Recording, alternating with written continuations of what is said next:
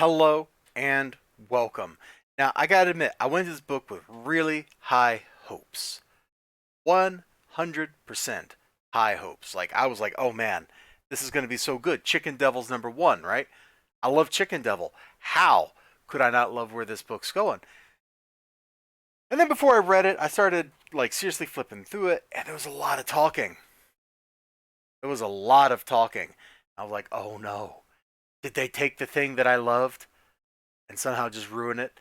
Are we now taking my hyper violent Hotline Miami comic and turning it into like people eating food, having tea at a cafe?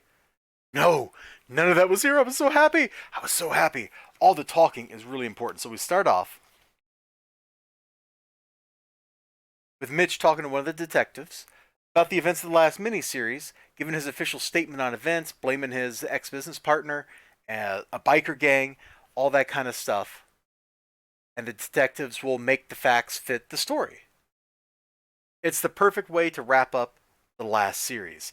And really, this whole issue is kind of the bridge between the two things. So he and his wife are having difficulties, because he did kind of pull a gun on them and stuff, and he's being blamed for trying to blow them up and all kinds of things. So the relationship is not going so well. However, the relationship is not the only thing happening in the book. We got a gang war that's broken out between the Russians and that biker gang that they talked about. And so, because of that gang war, it's making the cover up story look truer. I want to show you so much of this book, and I can't. I'm just going to flip to here. And I'm going to leave the book here on this 2-page spread while we talk.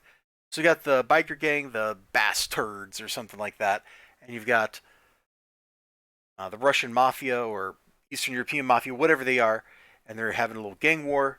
Some biker gang boss got assassinated on the news, and that might have been his doing in the last miniseries. I forget exactly, but like there's definitely like the attempt to gin up a gang war, and Mitch is in the situation where one of the bikers, somebody he named,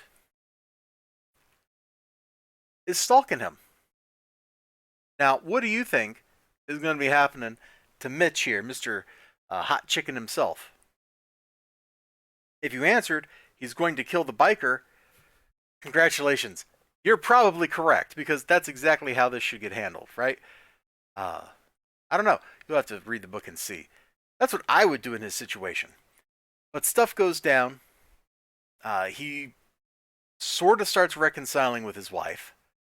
But she doesn't believe him. He actually comes out and tells her the truth, despite having a conversation with his mother, who's up for an appeal for her parole or whatever. But despite his mother telling him not to do it, he does it anyway. She doesn't believe him. She thinks he's lying. It's making their marriage situation even worse than when she was like, "You just tried to murder us by shooting us with guns." This is a complicated relationship. But yeah, a couple pages after this, stuff gets resolved in a very satisfying way, and we see why they stuck the S on Chicken Devil, why it's suddenly plural. It's absolutely fantastic. It's a great wrap up of the previous series. The art is good. Look at these angles that they've chosen. These are not boring angles. This should be a boring scene. It's just two people talking. But if you look, we got kind of a weird, we're looking up at him angle. Camera's tilted funny.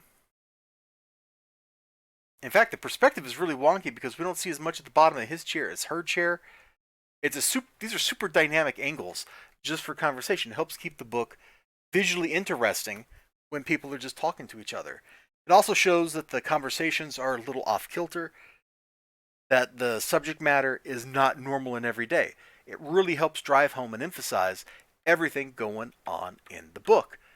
And that is fantastic stuff. The color palette is well chosen. Everything about this book is just great.